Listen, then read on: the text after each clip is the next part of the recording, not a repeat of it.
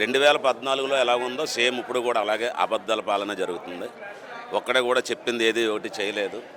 మొన్న జగన్మోహన్ రెడ్డి గారు ఏదో ఒక కార్యక్రమం పెడితే దానికి భయపడి అమ్మఒడి అనేది జగన్మోహన్ రెడ్డి గారి పరిపాలన వేస్తే తల్లికి వందనం అనేది మొన్న వేయడం జరిగింది. అది కూడా 100లో 50 మందికి కూడా వేయలేదు. ఇదంతా అబద్ధాల పాలనని ప్రజలు చాలా ఇబ్బందులు పడుతున్నారు.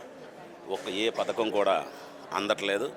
ఫీజు రియంబర్స్మెంట్ కానీ పిల్లలకి చదువుకునే పిల్లలకు కానీ మహిళలకు కానీ అందరికీ ప్రతి ఒక్కళ్ళు వ్యాపారస్తులు కానీ ప్రతి ఒక్కళ్ళు కూడా ప్రజలు సంతోషంగా అయితే లేరు.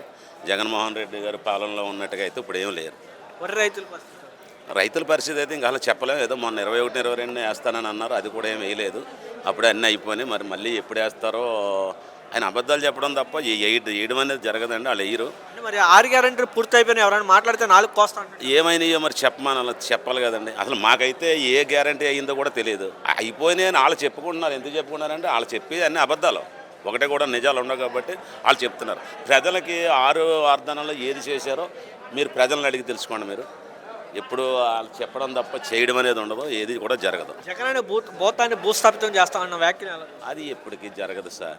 అది ఎప్పటికీ జరగదు అని భూస్థాపన చేయడానికి భయపడి ఏయో చేస్తున్నారు అంతే. జగన్మోహన్ రెడ్డి గారు చెప్పినట్టుగా చేశారు. ఈయన అబద్ధాలు చెప్పాడు. నెక్స్ట్ మళ్ళీ జగన్మోహన్ రెడ్డి గారు వస్తారేమని చెప్పి మనం ఏదోటి చేసి ఆయన ఇబ్బంది పెట్టాలని చెప్పి